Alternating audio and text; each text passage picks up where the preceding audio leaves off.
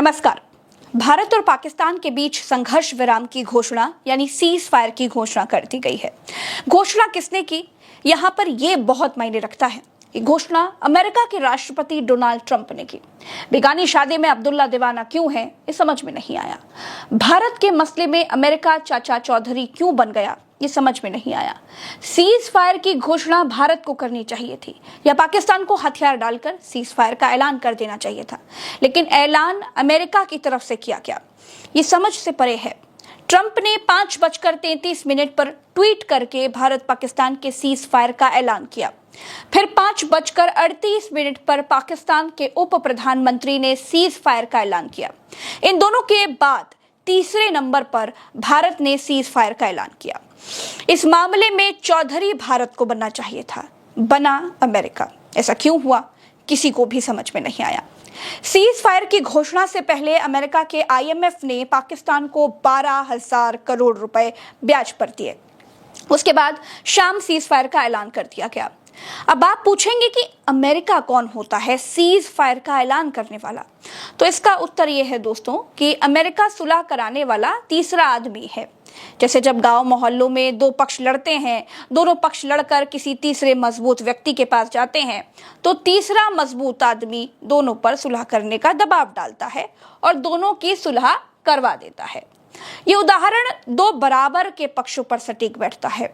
दो पक्षों में अगर एक पक्ष कमजोर बताया जाता हो और दूसरा ताकतवर हो, तो दूसरा पक्ष बिना पहले पक्ष से माफी मंगवाए, बिना अपनी शर्त रखे पहले पक्ष से समझौता नहीं करता है, चाहे तीसरा पक्ष समझौता करने का कितना भी दबाव डाले। दूसरे पक्ष का मेन फोकस पहले पक्ष को घुटने पर लाने का ही होता है। जैसे इंदिरा गांधी ने 71 की लड़ाई में पाकिस्तान को घुटनों पर ला कर दिया था। ये तस्वीर देखिए, घुटनों पर लाना इसे कहते हैं, सजा इसे कहते हैं, सरेंडर करवाना इसे कहते हैं। पाकिस्तान की 71 के बाद हिम्मत नहीं हुई कि वो दोबारा बांग्लादेश पर कब्जा करने की कोशिश करता। इंदिरा गांधी के ऊपर भी बहुत दबाव था, लेकिन इंदिरा गांधी को जो करना था वही किया। इंदिरा गांधी ने जब तक पाकिस्तान को तोड़ा नहीं तब तक छोड़ा नहीं। ईस्ट पाकिस्तान को बांग्लादेश घोषित किए बिना वो नहीं मानी। जब पाकिस्तानी सेना ने भारत की सेना के आगे सरेंडर किया, अपने हथियार जमीन पर रखकर अपनी हार स्वीकार की, तो पूरी दुनिया ने देखा हमारे देश की सेना वही है। सेना नहीं बदली है, सेना और ज्यादा ताकतवर हुई है। सेना का मनोबल 71 से ज्यादा और ऊंचा हुआ है, लेकिन हमारे देश के प्रधानमंत्री बदल गई हैं। तब इंदिरा थी। एक पक्ष यह भी है कि भारत और पाकिस्तान के बीच सीज फायर को लेकर बात चल रही थी। अगर भारत और पाकिस्तान मिलकर सीज फायर पर सहमत हुए, तो फिर अमेरिका दादा क्यों बना। ये बात ठीक है कि युद्ध नहीं होना चाहिए, लेकिन पाकिस्तान लातों का भूत है।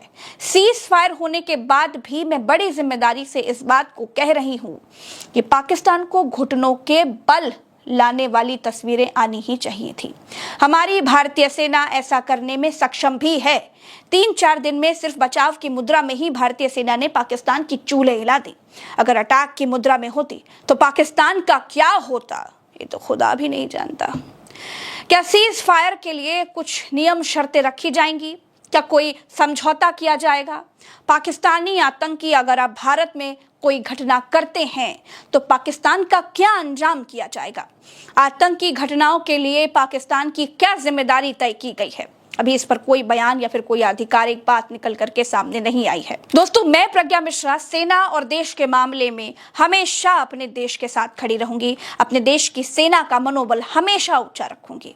लेकिन सीज फायर का मसला पॉलिटिकली लिया गया।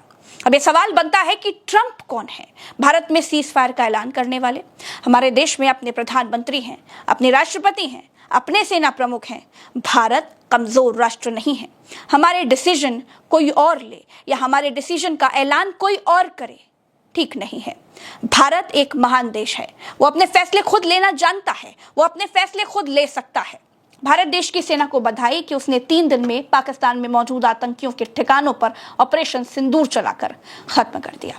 फिलहाल के लिए इतना ही। नमस्कार।